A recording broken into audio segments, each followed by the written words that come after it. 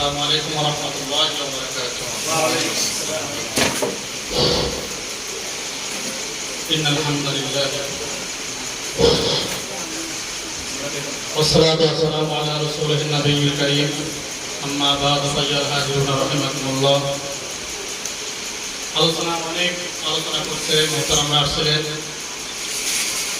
আমি লম্বা কোনো আলোচনা করব না, সামান্য দু একটি মেসেজ আপনাদের সামনে দিয়ে আমি শেষ করবো আলোচনা।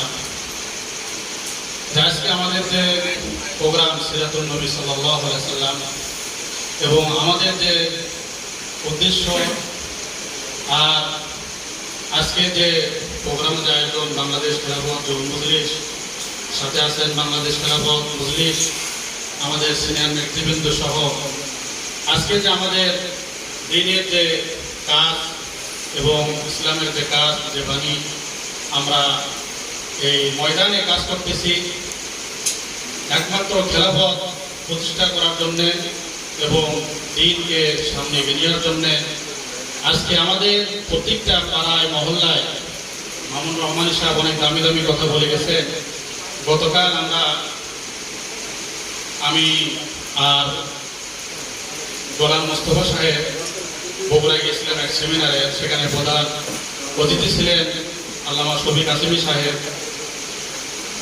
তেনাদের কথা অনেক মূল্যবান কথা, অনেক বয়ান তেনাদের কাছ থেকে শুনলাম। তার মধ্যে থেকে তিনি যে একটা মেসেজ দিলেন, সে মেসেজটা হলো আজকে আমরা আলেম ওলামা যে পরিমাণ বাংলাদেশে আছি, আর আমাদের দেশ 90% মুসলমানের দেশ।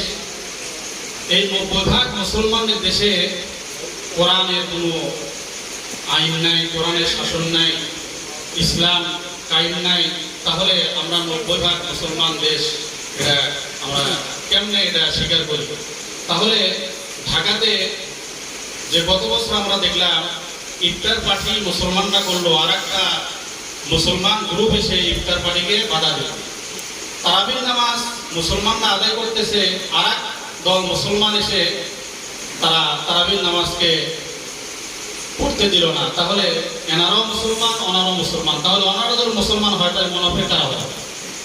তাহলে এই 90% মুসলমানের দেশে সবাই যে আমরা মুসলমান দাবি করতেছি, তাহলে এইভাবে আমরা দাবি করেই যাব, আর এই খেলাফত কায়েম হবে না, তা তো হতে পারে না। সেজন্য আমরা যে আলেম, অন্ততপক্ষে যে আলেম ওলামা যে বসবাস করতেছি, মামুন রহমান সাহেব অনেক দামি দামি কথা বলে গেছে, তার মধ্যে থেকে অনেক বয়ান আমি শুনি নাই, গতকাল শুনছি তিনি বগুড়াতে বলেছেন যে আজকে আমাদের আলেম ওলামার কারণে, যে বয়ানের কারণে, যে কথার কারণে, যে এরকম এখানে একটা মাদ্রাসা গড়ে উঠছে, এই মাদ্রাসা আজকে আলেম ওলামাদের কথার কারণে এখানে এই গ্রামের লোক মুরগি বেচা পয়সা, ডিম বেচা পয়সা, আমার জমির ধান বেচা পয়সা একমাত্র হুজুরদের বয়ানের কারণে এখানে দান করে।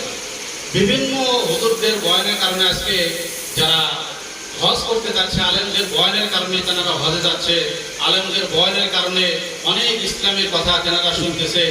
তাহলে আলেমদের বয়ানের কারণে যদি এত কিছু মুসলমানরা যদি শিখতে পারে, এত কিছু করতে পারে, মসজিদ লক্ষ লক্ষ টাকা দান করতেছে, মাদ্রাসা করতেছে লক্ষ লক্ষ টাকা, একমাত্র আলেমদের কথার কারণে।